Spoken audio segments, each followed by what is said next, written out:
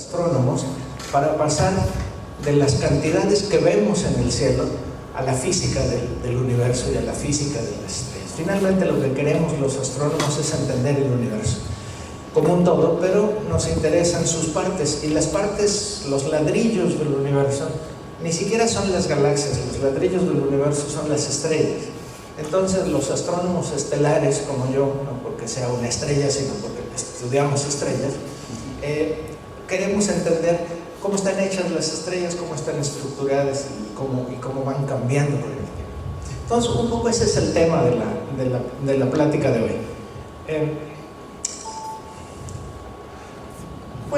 ¿Por qué queremos estudiarlas? Las estrellas más viejas del universo son verdaderamente viejas, casi tan viejas como el universo mismo.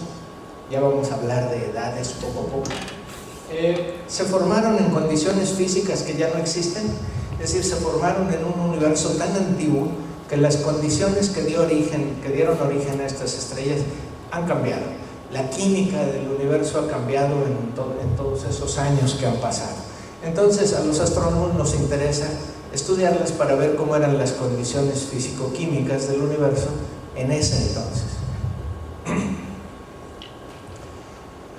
Por lo tanto, nos traen información de procesos muy tempranos durante la formación de las estrellas en la galaxia y en el halo galáctico.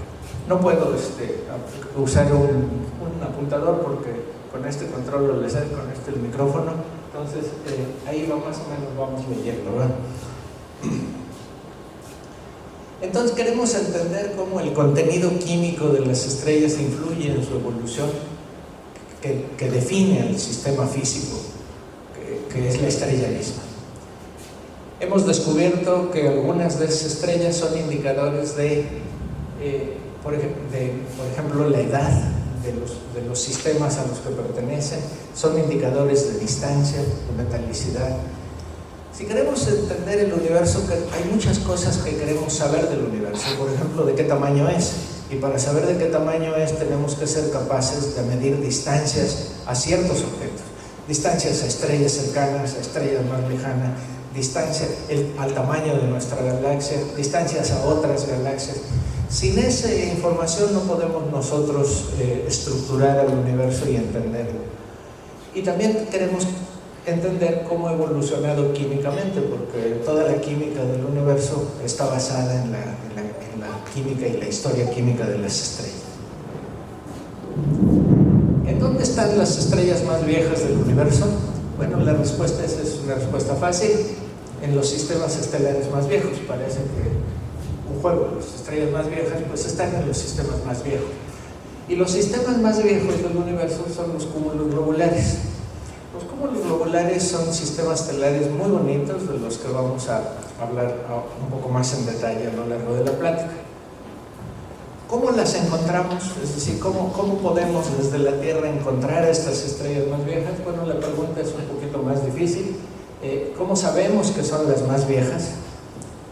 En fin, las respuestas a estas preguntas son un poquito más complicadas, pero es posible, y el curso de la plática pretende aclarar algunas de estas preguntas. Bueno, esta es una bonita imagen de una galaxia. Cuando uno piensa en los objetos en el universo, y si yo les pregunto cuáles son las estrellas, los objetos más viejos, ¿sabe qué, doctor? A lo mejor con la luz que teníamos creo que se ve suficientemente bien, y yo así me doy cuenta que si están despiertos o están dormidos. Y creo que así vemos bien las imágenes. Entonces uno a veces dice, pues seguramente las galaxias son las más viejas. Pues no, creo que, bueno, las galaxias son ciertamente muy viejas, pero las galaxias están formadas de sistemas que se formaron quizá un poquito antes que ellas y luego dieron origen a la galaxia. Y precisamente ese es el caso de los cúmulos. Esta es la imagen de un cúmulo tomada por el telescopio espacial Hubble. Es una imagen muy bonita. Tiene un cúmulo globular, puede tener 100.000 o 200.000 estrellas. Como ustedes verán, algunas son de un color más azuloso, unas más anaranjadas, más rojas. Eso depende de la temperatura de la estrella. Entre más caliente es una estrella, más azul es. Entre más fría es más roja. Entonces los distintos colores nos señalan que hay estrellas de distintas temperaturas. Y claro, cuando uno habla de 200.000 estrellas es difícil imaginarlo porque nosotros no vivimos en ese mundo. El problema de la astronomía es que es difícil imaginarla porque no pertenece al mundo cotidiano donde nosotros vivimos. Entonces imaginar un cielo con 200.000 estrellas es algo que cuesta trabajo. Por ejemplo, si el planeta Tierra estuviera alrededor de una de esas estrellas, me gustaría imaginar cómo se vería el cielo nocturno en un planeta como ese, ¿no? Un planeta plagado de estrellas. Nosotros vivimos en un lugar de la galaxia donde no hay tantas, la densidad de estrellas no es tan alta. En un cúmulo globular la densidad es muy muy alta. A pesar de eso, los cúmulos globulares comparados con sistemas como este son chiquititos, chiquititos. Si quieren ustedes tener una idea, una idea de cuál es la escala de tamaño de un cúmulo globular con respecto al tamaño de una galaxia, les voy a pasar ahí voy a necesitar tu ayuda, Juan. Quiero ver el videíto. Si le das escape, nos salimos momentáneamente de la presentación y les voy a pasar una pequeña película que ilustra el tamaño de un cúmulo con respecto al tamaño de la galaxia a la que pertenece. En la pantalla de atrás, bueno, ese que dice M9, si le das doble clic, vamos a ver una película. ¿Cómo se va? Esta es la galaxia, estas nubes negras es el disco de la galaxia y nos vamos acercando allí arriba, vamos a irnos acercando a un cúmulo globular.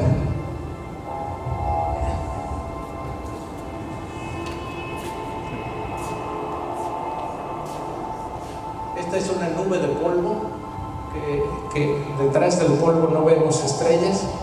El cúmulo globular es y a medida que nos metemos al cúmulo globular, pues vemos la imagen típica de las 200 o 100.000, 200.000 estrellas en un cúmulo globular como este, ¿no?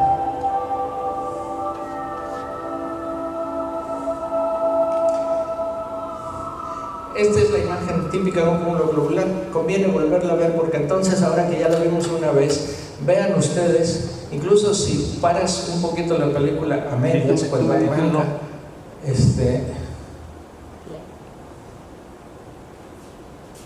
ok. Si en algún momento podemos parar, por ejemplo, ahí paramos un poquito a ver si podemos. Entonces, todo esto que nosotros vemos es el disco de nuestra galaxia.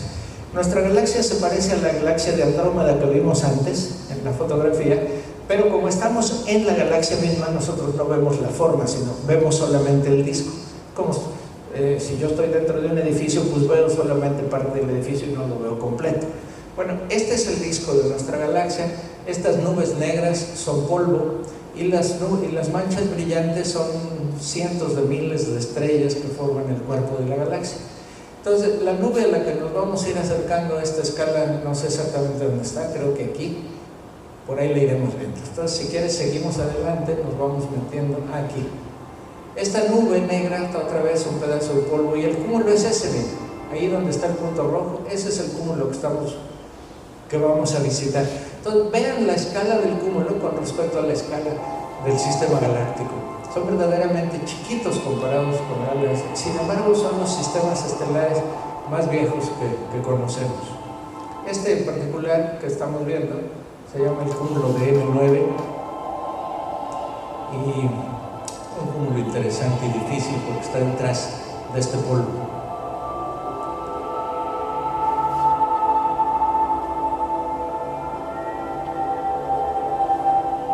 Entonces nosotros queremos medir en un cúmulo como este, queremos medir su edad, su composición química, su distancia y todo eso a partir de las estrellas o de algunas estrellas que son parte del sistema estelar. Ese es nuestro reto. Entonces, ahora sí volvemos a la presentación, por favor.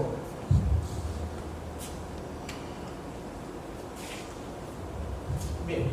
Entonces, eso ya nos empieza a dar la escala de los cuerpos de los que estamos hablando y la problemática a la que nos enfrentamos. Ahí tenemos un cúmulo globular, todos son muy parecidos.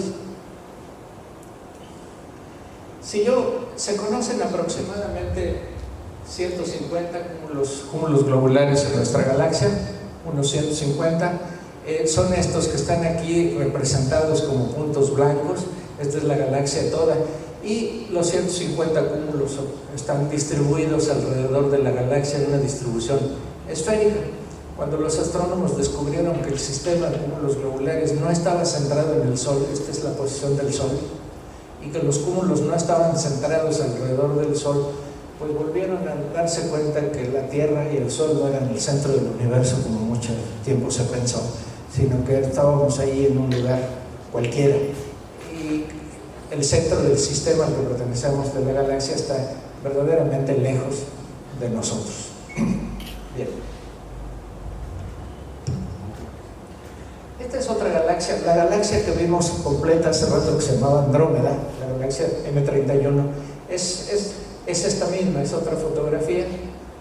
Y los cúmulos globulares en esta estrella se ven aquí, estos que están marcados con estas líneas rojas ahí, son cúmulos globulares que pertenecen a la galaxia de Andrómeda.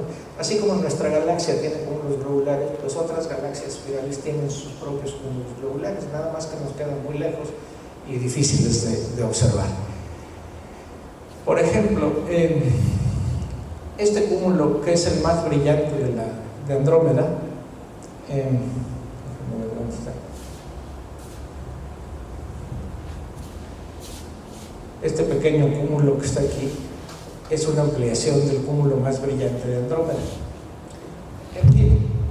Entonces, observar cúmulos globulares en otras galaxias es complicado. Entonces nosotros nos hemos propuesto estudiar cúmulos globulares aquí, en nuestra propia galaxia, pues porque están más cerca. Bueno, entonces, nosotros para hacer progresos en la astronomía tenemos que medir cosas. Yo a los aficionados a la astronomía siempre me dicen, oiga, ¿qué telescopio me compro? Pues, ¿qué quiere hacer? Pues quiero ver planetas, quiero ver la galaxia, la luna. Pues no se compre ningún telescopio. Cómprese unos buenos prismáticos con un tripié, que no se mueva, usted pone sus prismáticos y se va a divertir mucho más. Un telescopio hay que orientarlo, apenas usted apunta a la luna, ya 5 minutos después ya no la ve porque ya se le salió y es frustrante. Entonces cómprese unos prismáticos de gran campo y se va a divertir mucho más. Entonces, lo que le digo a los aficionados también, ustedes mientras no miden algo en la astronomía no están haciendo astronomía, están haciendo turismo astronómico. Y no tiene nada de malo hacer turismo astronómico, es muy divertido, muy edificante, pero uno pasa a la astronomía cuando empieza a medir cosas, ¿no? Entonces nosotros, en el caso de los cúmulos, quisiéramos medir la magnitud de todas las estrellas que están en el campo del cúmulo.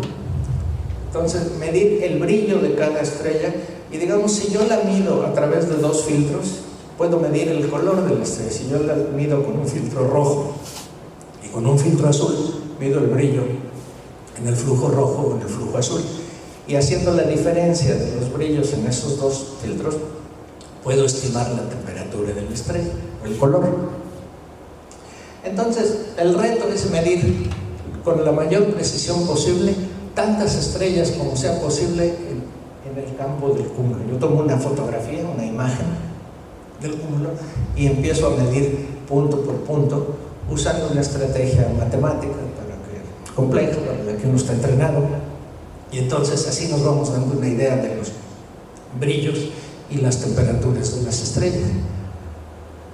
Si yo tomo una imagen del cielo, salen muchas estrellas y mido el brillo y el color de cada estrella y la grafico en un plano como este que está aquí,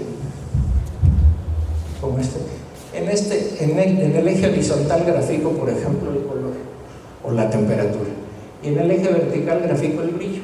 Entonces, brillo contra temperatura o color. Vería que las estrellas en el cielo no llenan el plano parejito, sino que están distribuidas de una manera muy peculiar. Se distribuyen aquí en una secuencia que vamos a llamar la secuencia principal.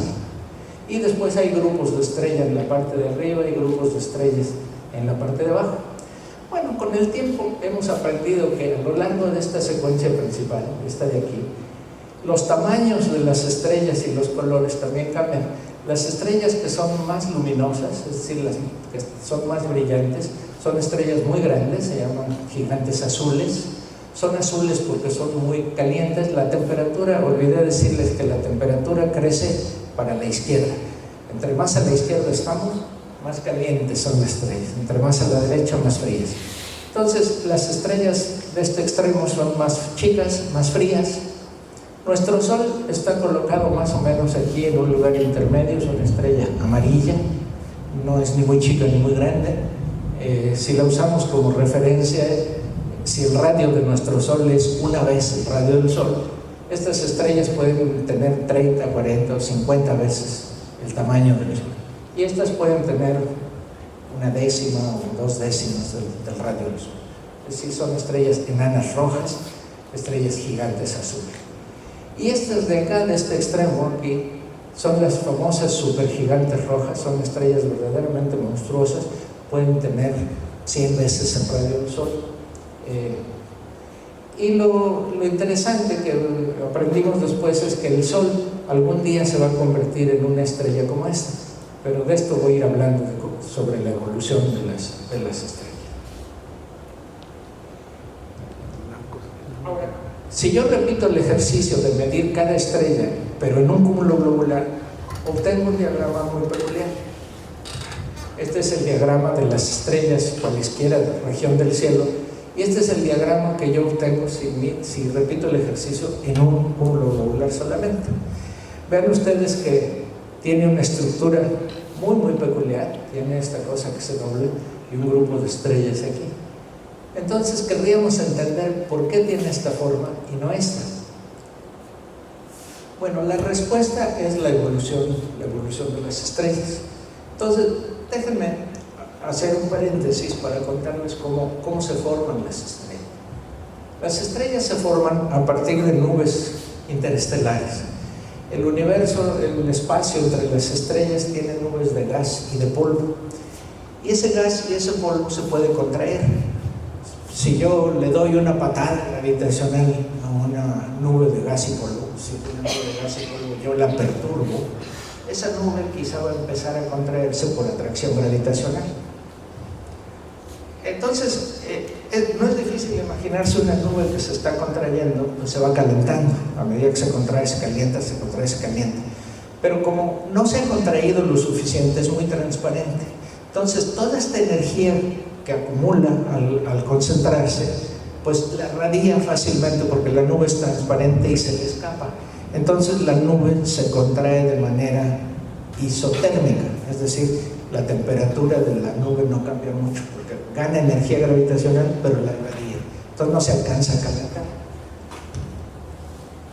Entonces, por ejemplo, aquí tenemos la nube que se contrae en una protoestrella, que es una nube más compacta. Eventualmente se formará una estrella como esta, pero empezó en una nube muy, muy extendida. Entonces, si yo grafico, por ejemplo, una nube, cualquier objeto tiene una temperatura y un brillo. Entonces, cualquier objeto tiene un punto que lo representa en algún lugar de este diagrama. Una nube que es muy fría, pero muy grande, es muy luminosa porque es muy grande y es muy fría. Entonces las nubes tendrían que tener su representación en este extremo del diagrama. Y a medida que la nube se contrae, se va volviendo menos luminosa porque va siendo más chica, pero no se calienta, es decir, no se mueve hacia la izquierda porque radia toda su energía. Hasta que llega el momento en que la nube se vuelve opaca a su propia energía y entonces empieza a calentar y se empieza a mover hacia temperaturas más altas.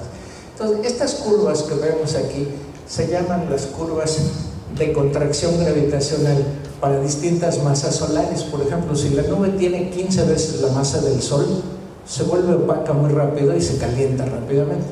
Pero si tiene solamente una vez la masa del Sol, alcanza a contraerse mucho más y empieza a calentarse hasta que está más abajo. Entonces, aquí, como función de la masa, vemos nubes que se están contrayendo hacia las zonas más calientes. Bien, una vez que la nube alcanza la suficiente temperatura, entonces pueden empezar las reacciones de fusión nuclear. Para que el hidrógeno se fusione y empiece a formar helio, por ejemplo, necesitamos temperaturas de por lo menos 10.000 millones de grados. Y estos 10.000 millones de grados se alcanzan en el núcleo de las estrellas. Entonces, cuando las estrellas en el núcleo alcanzan la temperatura adecuada, empiezan a quemar hidrógeno, ¿ya? Y a generar energía por fusión de hidrógeno. Entonces dice que una estrella nace o empieza su vida como estrella cuando empieza a quemar hidrógeno. Antes de eso se llaman protoestrellas, no han alcanzado la categoría de estrella hasta que empiezan a quemar hidrógeno en su centro. Entonces el Sol, por ejemplo, es una estrella que ya está en la secuencia principal, ya está quemando hidrógeno en el núcleo. Si yo le cortara unas rebanadas al Sol, vería que el Sol tiene una estructura parecida a esta, un núcleo de hidrógeno activo quemándose en helio, y toda la energía que genera el Sol en el núcleo tiene que viajar hacia la superficie y hacer que el Sol brille. El Sol brilla gracias a la energía que se genera en el núcleo, y todos esos fotones o rayos de luz viajan desde el centro hasta la superficie. No es fácil que esa energía se transporte desde el centro hasta la superficie, pero hay varias formas de transporte. Por ejemplo, una estrella de media masa solar, se le forman celdas convectivas, como cuando nosotros hervimos agua y que se ven las celdas convectivas en el agua que hierve. Pues las estrellas muy poco masivas transportan su energía a la superficie por convección, mientras que las estrellas más masivas tienen convección en el núcleo, pero después radian. El Sol, al revés, tiene un régimen de radiación en el núcleo y una convección cerca de la superficie. Y la convección del Sol nosotros podemos ver al Sol hirviendo realmente. Yo les voy a enseñar aquí una foto de la granulación del Sol. Estas son fotografías del Sol. Toda esta textura que tiene como granulada son las celdas convectivas de gas caliente que están llegando a la superficie, como si nosotros viéramos el borbotón de agua hirviendo. Nosotros vemos zonas o burbujas de agua más caliente moviéndose del fondo de la olla a la superficie. Ese movimiento convectivo lo tiene el Sol, y nosotros lo podemos ver en la superficie. Es una ampliación muy grande de la superficie del Sol, y estas manchas blancas son las celdas convectivas que vienen del Sol. El Sol tiene aproximadamente 4.500 millones de años, esa es la edad del Sol. Es decir, que en términos astronómicos podríamos decir que es un jovencito. Si el Sol fuera una persona, pues tendría unos 15 años, es decir, sería un adolescente, comparado con estrellas verdaderamente viejas. De las estrellas que les voy a hablar un poquito más adelante, son los ancianos de 80, 85, 90 años, ¿no? El Sol es un muchacho de 15, ¿no? Está empezando su vida energética. Bien, entonces, las estrellas más masivas consumen su hidrógeno muy rápido. Es decir, ¿por qué? Porque tienen tanta masa que la presión y la temperatura en el centro se alcanzan más rápido y evolucionan mucho más rápido, generan toda su energía que pueden, se la queman de manera local.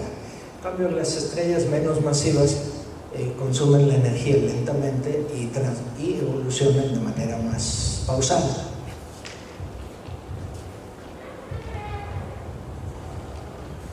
Entonces, estos diagramas es equivalente al que vimos antes de las nubes que se contraían de acá para acá, pero este diagrama ahora es al revés. Es ya que las estrellas empezaron a quemar hidrógeno, ¿cómo evolucionan para la derecha ahora poco a poco?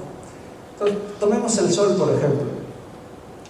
Ahí está el Sol, en este punto está quemando hidrógeno. Se dice que está en la secuencia principal porque está quemando hidrógeno. Cuando se le agota el hidrógeno, cuando se le vaya agotando, la estrella se va volviendo más grande y se va moviendo hacia arriba por esta traza evolutiva hasta alcanzar estas etapas de acá, que son las gigantes rojas, esas pelotas rojas que veíamos en el diagrama anterior.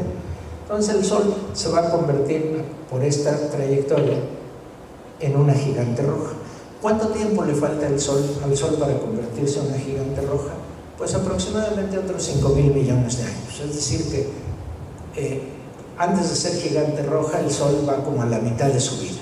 Claro, después de gigante roja, pues el Sol todavía le queda vida por delante, por eso digo que es un muchacho de 15 años y no un adulto de 40 o 50 años, ¿no? En fin, el Sol todavía va a estar así como está otros 4.500 millones de años, así que no tenemos prisa, podemos hablar con calma toda la tarde, no tenemos que salir corriendo. Si las estrellas son más masivas, por ejemplo esta estrella que tiene 1.5 veces la masa del Sol, su evolución es parecida, no exactamente igual, pero tiene más o menos el mismo destino. Se va volviendo gigante roja, aunque el curso es un poquito diferente. Una estrella de 3 masas solares también evoluciona así. Una estrella de 15 masas solares evoluciona por acá, pero lo hace de manera muy rápida. Si yo pongo estrellas de la misma edad, pero de distintas masas, aquí, y les digo, como en una carrera, ¿no? En sus marcas, listas, fuera, y empiezan a evolucionar, pues el Sol es como la tortuga, ahí sigue. En cambio estas queman el hidrógeno rapidísimo y ahí van por fuera, y estas pues un poco menos porque tienen menos masa y un poco menos. En fin, las tortugas de poca masa se van quedando acá atrás, las liebres masivas salen disparadas para la derecha más rápido. Entonces, lo que pasa con esa situación es que del lado derecho podemos dibujar estas líneas de colores, se llaman las isocrones, es decir, curvas de la misma edad. Entonces, si yo el sistema lo formé al mismo tiempo, todas tienen la misma edad pero distintas masas, cuando esta estrella ya de por aquí estas masas se alcanzó a salir un poco, pues las menos masivas, por ejemplo esta azul, una estrella de 9 masas solares ya viene por aquí. En cambio una de 5 todavía sigue tomando hidrógeno, y no se digan las menos masivas. Pero si el sistema se hace más viejo, llega el momento en que la de 5 también se salió, se volvió gigante roja, y son solamente las estrellas de 2 masas solares las que todavía siguen tomando hidrógeno. Entonces, a medida que el sistema se va haciendo más viejo, este punto de salida, el último punto de contacto en la secuencia principal se va moviendo hacia abajo. Es decir, que si yo veo un sistema y mido qué tan bajo está el sistema de salida, puedo determinar, si sé cómo calibrarlo, puedo determinar la edad del sistema. Entonces, estas son consecuencias de las leyes de evolución de las estrellas. Entonces, si nosotros vemos la forma que tiene, por ejemplo, esta curva roja y la comparamos con esto, pues ya le encontramos un cierto parecido, ¿no? Ya empieza a tener sentido. ¿Por qué los cúmulos globulares tienen esta forma en el diagrama? Pues porque todas las estrellas que tenían que estar aquí ya evolucionaron, se acabaron su hidrógeno y se volvieron gigantes y están de este lado. ¿Y por qué estas siguen aquí? Porque son estrellas poco masivas que siguen queme su hidrógeno en el núcleo. Entonces, y además otra cosa es, si yo logro medir qué tan bajo, qué tan profundo está este punto de salida, que en inglés se llama el turn-off point, punto de salida, porque es la salida de la secuencia principal, pues la altura, el brillo de ese punto de salida es una medida de la edad del sistema, como ya dije. Estos de la izquierda los pongo porque son ejemplos de varios cúmulos, cada diagrama corresponde a un cúmulo globular diferente, y vean que todos se parecen mucho, tienen cosas en común, básicamente la misma estructura. Ya todos entendemos ahora muy bien por qué tiene esta forma de aquí. Lo que no entendemos todavía, porque todavía no ha llegado a esa etapa evolutiva, es por qué hay estrellas aquí, aquí. Bueno, estas estrellas de aquí se acomodaron allí después de que las gigantes rojas llegaron allí, y ahí no se les acabó la vida. Las gigantes rojas, después de un tiempo, pierden masa y evolucionan para acá abajo y se instalan aquí en esta zona, que se llama la rama horizontal. Se llama la rama horizontal por obvias razones, es bastante horizontal si ustedes la ven, ¿no? Tienen todas más o menos el mismo brillo. Es decir, estas estrellas de aquí son estrellas que ya pasaron por aquí bajaron en esta dirección y se instalaron ahí. Es decir, son estrellas todavía más viejas. Una estrella de 30 masas solares, una estrella gorda, masiva, pues nada más en 5 millones de años se le hubiera acabado el hidrógeno. Por ejemplo, si el Sol fuera una estrella de 30 masas solares, acuérdense ustedes que en este planeta los dinosaurios se extinguieron hace 65 millones de años. Bueno, si en ese momento el Sol hubiera sido una estrella de 30 masas solares, ahorita, 65 millones de años después, haría mucho que la estrella ya se había salido de la secuencia principal y sería una gigante roja. Estaríamos en serios problemas. ¿Por qué? Porque una gigante roja llega hasta la órbita de Júpiter, ¿no? Entonces ya no estaríamos aquí. Por suerte vivimos alrededor de una estrella de poca masa, que eso ha permitido que estemos aquí, que la vida se haya formado en este planeta y que haya perdurado todos los años que ha perdurado. Este tema de la vida en la Tierra, de su aparición y cuánto perdura y si eso es posible en otros lados, eso es un tema como para el rato, que nos vayamos todos a la cantina y con un whisky en la mano hablemos de vida en el universo y cosas así, ¿no? Son cosas un poco más filosóficas, pero muy entretenidas. Entonces, aquí tenemos pues una comparativa de cuánto pasan en la secuencia principal las estrellas según su masa. Por ejemplo, una estrella de la 10ª parte de la masa del Sol puede pasar 10 millones de años quemando hidrógeno, que es, 10 millones, 10 a la 6, 10 por 10, sí, ¿verdad? 10 a la 7, esto es 10 a la 4. Entonces, bueno, eso nos da un poco la idea de las escalas.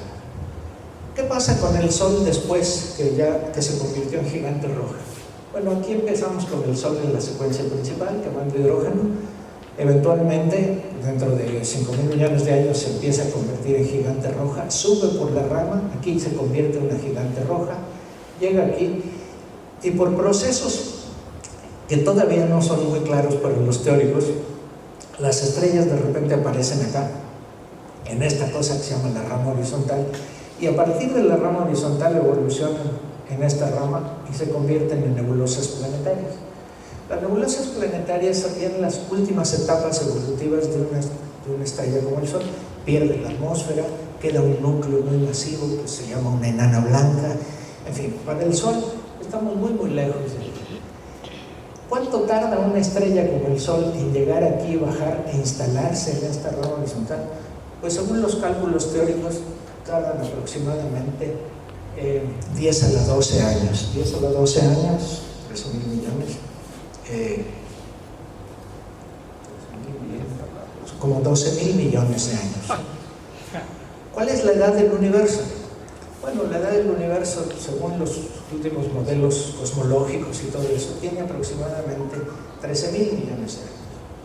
Los cúmulos globulares, donde están estas estrellas, pues tienen esa edad, tienen entre 11.000 y 13.000 millones de años. Es decir, que son sistemas estelares que se formaron muy pronto en el universo, son de los sistemas más viejos. Creemos incluso que se formaron antes que la galaxia, que primero se formaron los cúmulos y después el sistema de cúmulos aglomeró material que dio origen a la galaxia un poquito después, ¿no? Eso no está muy claro, no podría nadie meter la mano al fuego por eso, pero son sistemas verdaderamente viejos y coincide con el tiempo que le tomaría a una estrella como el Sol viajar aquí e instalarse en esta rama horizontal. Entonces es ahí donde, bueno, estos son modelos de estrellas como gigantes rojas que bajan hacia la rama horizontal.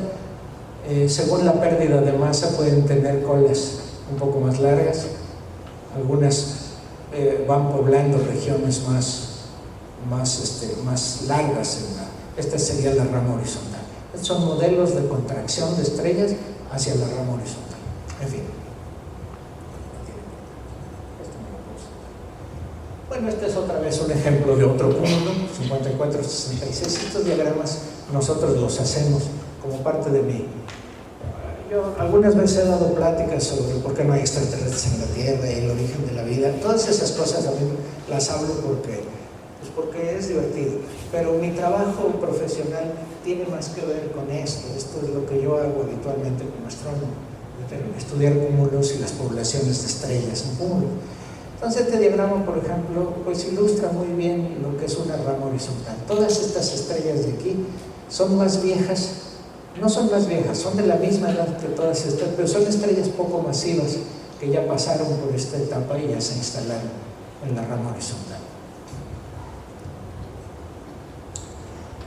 Una estructura esquemática del diagrama, este diagrama se llama el diagrama color-magnitud del cúmulo, pues es así: un pedazo de secuencia principal, el punto de salida, la rama de las gigantes. Después aparecen algunas estrellas en la rama horizontal, que la rama horizontal puede tener una cola azul, y a partir de aquí algunas estrellas evolucionan y vuelven a subir acá. Las estrellas que están en esta rama horizontal están quemando helio en el núcleo. Es como una segunda secuencia principal. Mientras que aquí las estrellas quemaban hidrógeno en el núcleo, las que están acá ya se acabaron el hidrógeno en el núcleo y tienen un núcleo de helio, convirtiéndose en carbón, en nitrógeno y en elementos más pesados. Y así como estas evolucionaron para afuera de la rama horizontal, estas también van a evolucionar hacia afuera para subir hacia esta rama que se llama la rama asintótica y las nebulosas planetarias. Bueno, en este diagrama me gustaría nada más señalar que hay una región marcada por estas dos líneas que se llama la zona de inestabilidad. Por razones que creemos que entendemos bien, pero que no vienen al caso en una plática como esta. Las estrellas, cuando cruzan esta zona, ya sea en su evolución la cruzan para acá o la cruzan para acá y pasan dentro de esta zona, las estrellas se vuelven inestables y pulsan, empiezan a latir como si fuera un corazón, se vuelven inestables, la superficie va así y se encoge y vuelve a pulsar y se encoge. Esas se llaman estrellas pulsantes o estrellas variables. Y es ahí donde los astrónomos que nos dedicamos a esto levantamos la mano y decimos: a ver, ahí empiezo yo, ahí me interesa el asunto y ahí empezamos a trabajar nosotros.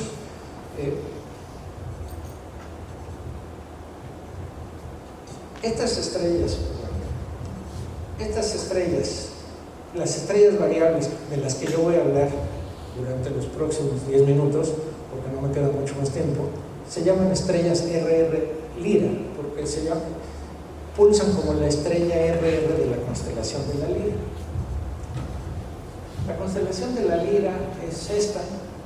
La estrella RR Lira estaría ahí, pero es tan débil que nosotros no alcanzamos a verla en ese mapa.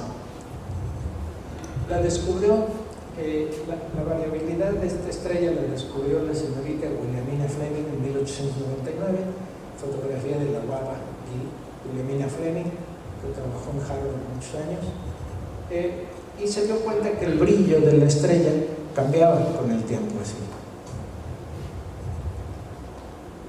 Actualmente conocemos unas 1600 RR Liras en nuestra galaxia, pero ella descubrió la variabilidad de la primera. Una estrella que pulsa hace una cosa como esta. Si ven la superficie de la pulsación, pues la estrella es más grande, más chica, más grande, más chica. Si el Sol fuera una estrella RR Lira y este fuera la posición de la Tierra, por ejemplo, este punto brillante aquí, la superficie de la estrella llegaría hasta la órbita de Júpiter, aproximadamente. Y veríamos la superficie de la estrella pasar por aquí, cada periodo de la estrella, y estas estrellas tienen un periodo de 12 horas. Es decir, que cada 12 horas veríamos pasar la superficie del Sol por aquí y de regreso. Bueno, simplemente no estaríamos aquí. La vida jamás se habría formado en un planeta en esas condiciones. Pero esa es un poco la idea de una estrella que pulsa. Y a medida que pulsa, su brillo cambia. Y si yo mido el brillo de la estrella con el cambio, pues tengo una variación. Este es el brillo contra el tiempo y veo una variación peculiar así. Nosotros hemos aprendido que la forma de esta curva de luz nos da información sobre la metalicidad, la distancia y otras propiedades de la estrella. Por ejemplo, yo puedo medir la magnitud de las estrellas. ¿Cómo puedo medir la distancia de las estrellas? Por ejemplo, si yo tengo un campo estelar con muchas estrellas, hay unas que brillan poco y otras que brillan mucho. Sería un error pensar que las que brillan mucho están más cerca. Puede que brillan más porque son intrínsecamente más brillantes y están más lejos. Es como un foco. Si yo tengo un foco de 25 watts y uno de 50 watts y los tengo a la misma distancia, pues el de 100 watts se ve más brillante. Pero si yo el de 100 watts me lo llevo hasta Comala y el de 25 watts lo dejo aquí, pues voy a ver el de 25 watts más brillante, no porque sea intrínsecamente más brillante, sino porque está más cerca. Entonces nosotros, para saber la distancia del foco, el dato que necesitamos saber es el wattaje. No tienes que decir cuál es el wattaje del foco para ver si está cerca o está lejos. En el caso de las estrellas pasa lo mismo. El wattaje de las estrellas se llama la magnitud absoluta. La magnitud que yo mido se llama magnitud aparente, pero la magnitud absoluta, es decir, me da una idea de cuál es la distancia de la estrella. Entonces yo tengo que medir magnitudes absolutas para transformar a distancias.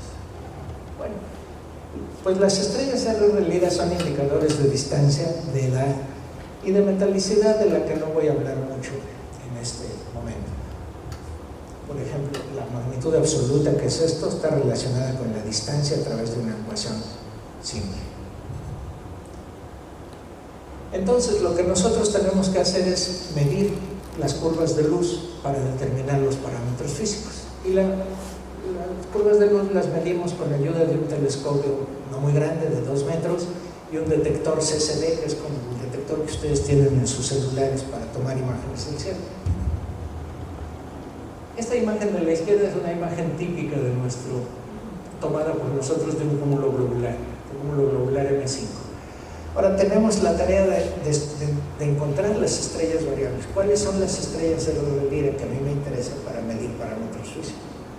Bueno, todas estas que ven marcadas en este cúmulo son estrellas variables. ¿Cómo lo sabemos?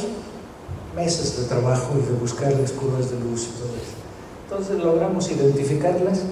En la parte del núcleo, está amplificada aquí, y entonces todas estas que están circuladas son estrellas variables. Este es un cúmulo muy rico en estrellas variables.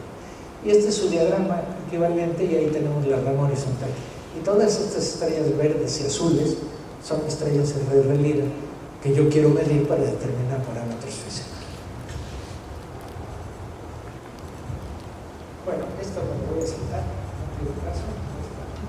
Bueno, esas son curvas de luz típicas de nuestras mediciones. Vean, se parecen todas a la curva que les mostré antes.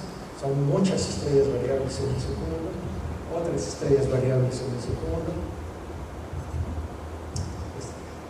Lo que hacemos ahora es nosotros representar la variación de la estrella por una curva, la representación matemática, es decir, la curva continua que ven ustedes ahí es un ajuste a los puntos observados, y la representación matemática, sin que nos asuste, es simplemente una suma de senos y cosenos.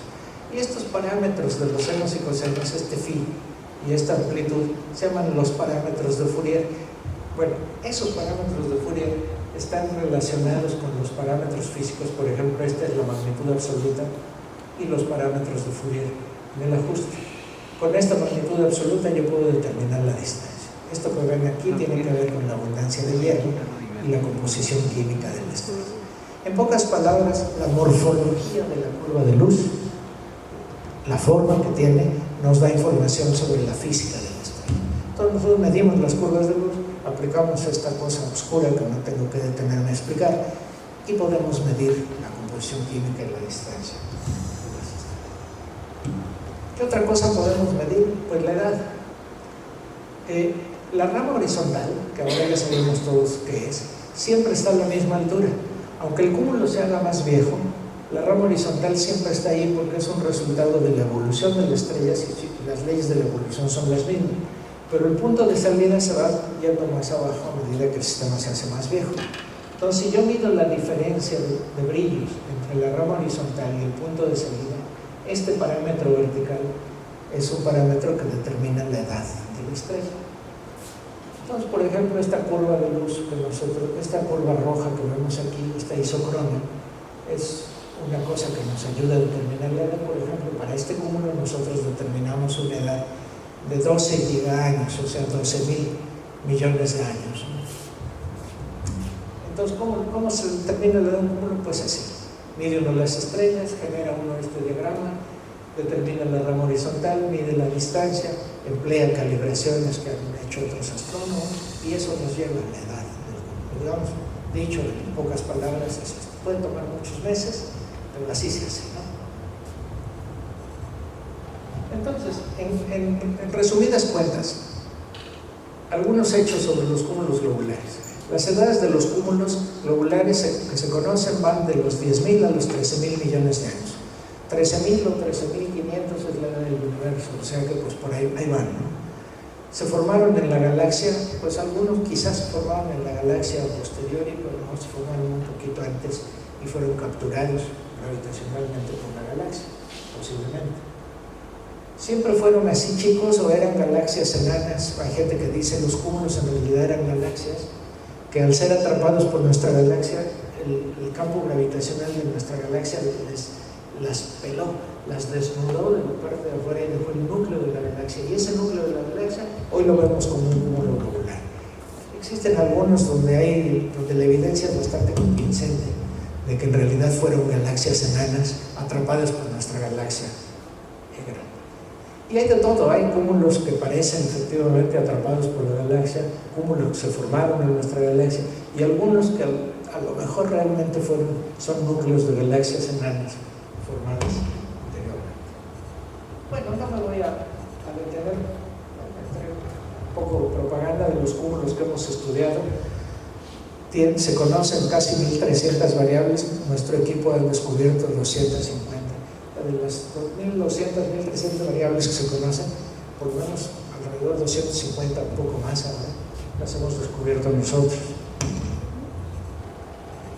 Y bueno, nada más por hacer la cosa más amena, les voy a mostrar dónde hacemos las observaciones.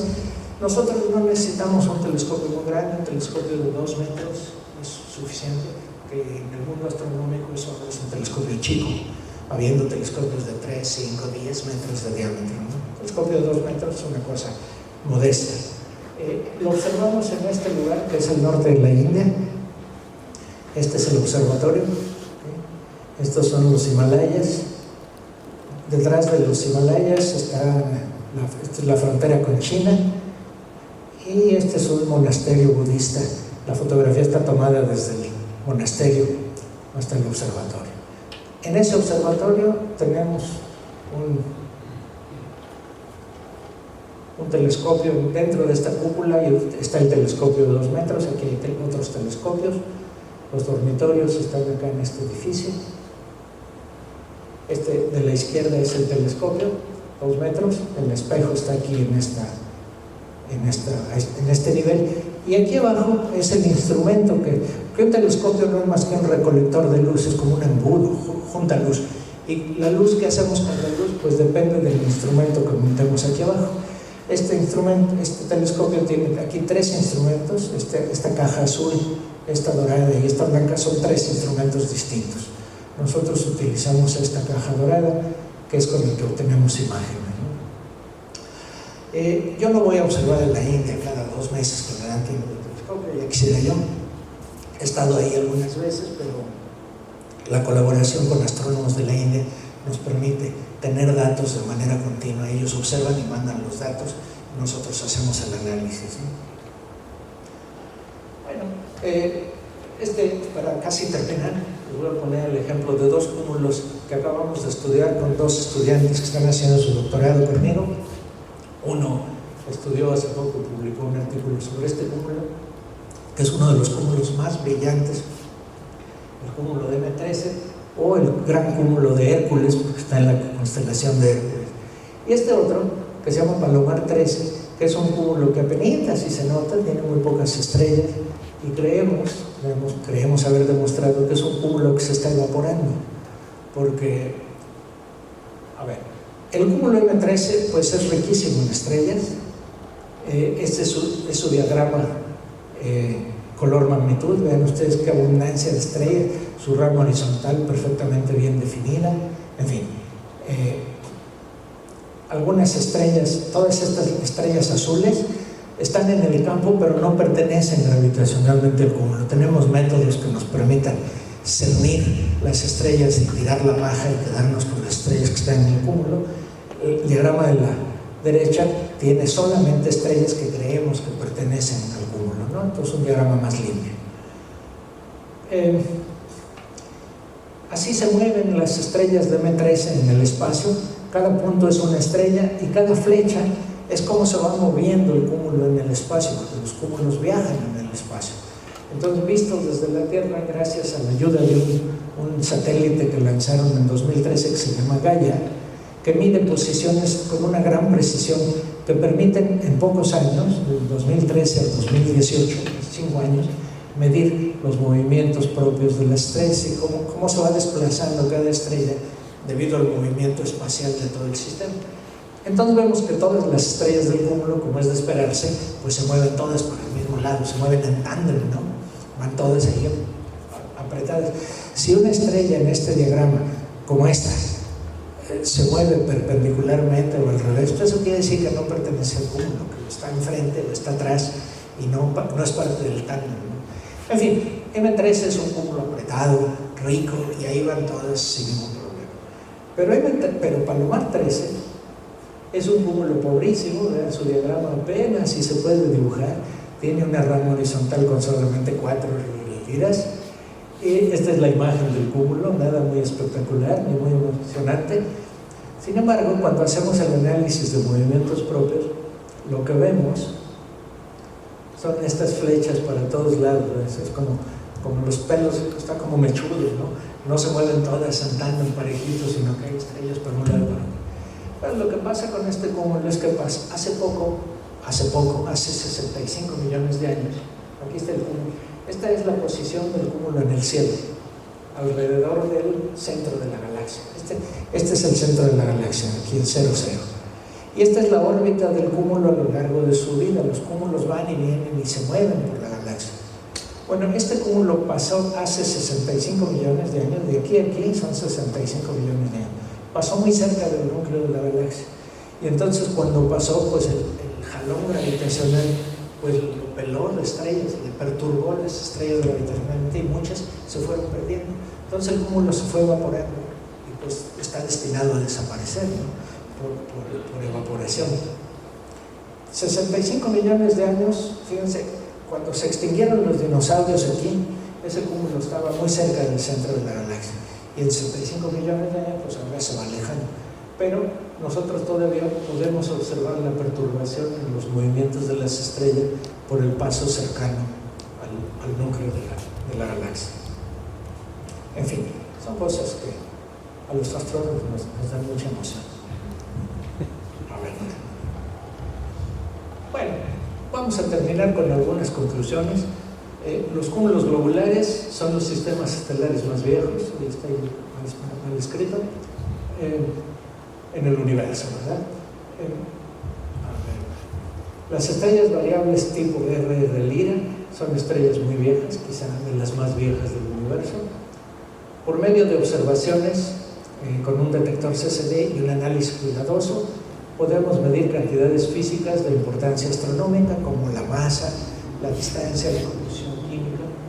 En el proceso podemos descubrir estrellas variables y estudiarlas con detenimiento, que son las estrellas RR Lyra. Si uno las descubre, las mide y conjetura.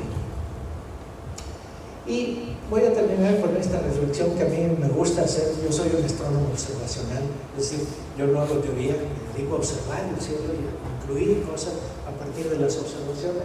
Entonces, la reflexión es que lograr pasar de los datos crudos obtenidos en un telescopio a la determinación de parámetros físicos de las primeras estrellas y sistemas estelares en el universo y su comparación satisfactoria con las predicciones de la astrofísica teórica, en mi opinión, es la parte más poética de la astronomía. Poder pasar de las observaciones a la física y ver que la teoría de la física predice lo que observamos es verdaderamente emocionante. Y por eso soy astrónomo. Muchas gracias.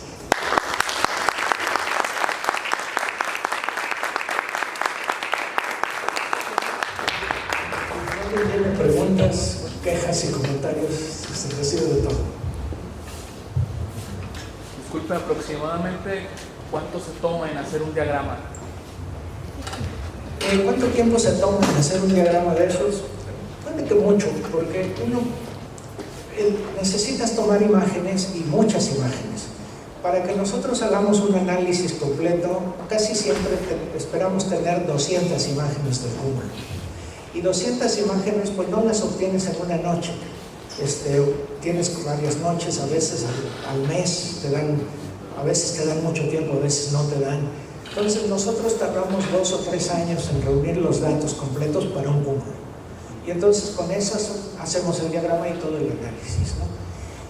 Ya que tenemos los datos, que pueden tomar a veces, con suerte, en 2 o 3 meses, si no tienes suerte puede tomar 3 o 4 años, pero una vez que tienes todos los datos, el análisis, si uno trabaja completo en eso, sin distraerse mucho en otras cosas, pues en 3 meses, 4 meses queda un análisis muy bueno, ¿no? Mis estudiantes de doctorado, por ejemplo, que están terminando ahorita, tienen 3 o 4 cúmulos en su tesis y pues les toman 3 o 4 años terminar el trabajo, más o menos. Muchas gracias. Una pregunta más que todo metodológica, a ver si me podría dar un poquito de luz. ¿Cómo compensan la cuestión, por ejemplo, tanto rotación como traslación, tanto planetaria como de los cúmulos? Compensar por el movimiento de la Tierra, por ejemplo. Y también de los cúmulos, ¿no? Y del cúmulo, claro. Sí, digamos, cuando tú mides la velocidad radial, por ejemplo, cuando tú tomas el espectro de una estrella, tú vas a ver las líneas que están corridas por el efecto Doppler. Cuánto se corren es una medida de la velocidad radial con respecto a nosotros. Entonces tenemos una velocidad radial y lo que hacemos es referirla al Sol. Entonces le llamamos la velocidad radial heliocéntrica para quitar de encima el movimiento de la Tierra alrededor del Sol. También hacemos lo mismo con el tiempo. Cuando yo mido, por ejemplo, la curva de luz cuando yo tomo una observación, pues lo mido con mi cronómetro y sé a qué horas lo observé. Eso lo convierto a una fecha y esa fecha la refiero al Sol. No me quedo con la fecha en la Tierra, sino con el tiempo, como si yo hubiera observado en el Sol. Eso quita, digamos, se llaman los tiempos heliocéntricos. Eso por lo menos quita las variaciones de la Tierra. Por ejemplo, la luz. A ver, vamos a ver. Si este es el Sol y esta es la Tierra, y yo observo desde la Tierra un evento que ocurre, y digo, ocurrió ahorita a las 8 de la noche. Si yo observara en el Sol habría tardado 8 minutos más, porque es el tiempo luz que hay entre la Tierra y el Sol. Entonces preferimos referirlo al Sol para evitar la duda de dónde estaba la Tierra en la órbita. Ahora, eso termina y no termina ahí, porque el Sol también se mueve alrededor de la galaxia. Se mueve alrededor del centro. El Sol completa un círculo alrededor del centro de la galaxia en algo así como 250.000 años, que es un montón de tiempo, pero no es despreciable. Entonces lo referimos a un sistema que se llama el sistema local en reposo, que es como el promedio de velocidades de estrellas de la vecindad solar. Eso si observamos en la galaxia. Si estamos observando objetos fuera de la galaxia, como otras galaxias, entonces referimos las mediciones al centro de nuestra galaxia. Ahora, ¿cómo se hace eso? Pues es un proceso matemático complicado. Yo no sabría hacerlo en este momento, pero es complicado, ¿no? Tienes que hacer una serie de suposiciones de las órbitas para ir refiriendo a sistemas inerciales más confiables, ¿no? Más estables. Entonces, sí. Y la otra era, por ejemplo, cuando empiezan a ganar masividad las estrellas, ¿no? Había un diagrama que nos puso con respecto al calor, cuando me parece que era masividad. Nunca alcanzaban el tamaño de las que estaban más calientes, por ejemplo. ¿Tienen límites de crecimiento y además de dónde agarran toda la materia para estar? Sí, la teoría predice que las estrellas más masivas, cuando yo era estudiante se decía que las estrellas más masivas no podían tener más de 60 masas solares. Sin embargo, se han observado estrellas a las que se les puede medir la masa porque están en sistemas binarios. Cuando una estrella está en un sistema binario es una gran cosa, porque entonces uno aplica las leyes de Kepler, mide las velocidades y con las leyes de Kepler puede medir la masa de los dos cuerpos. Así se descubrió el primer hoyo negro del que hablábamos hoy, que no se veía, pero mirando a la estrella compañera Se calculó la masa y el tamaño del adjunto y se dedujo que era un hoyo negro. Bueno, por ese método se han descubierto estrellas que tienen 80, 90 y hasta 100 masas al año.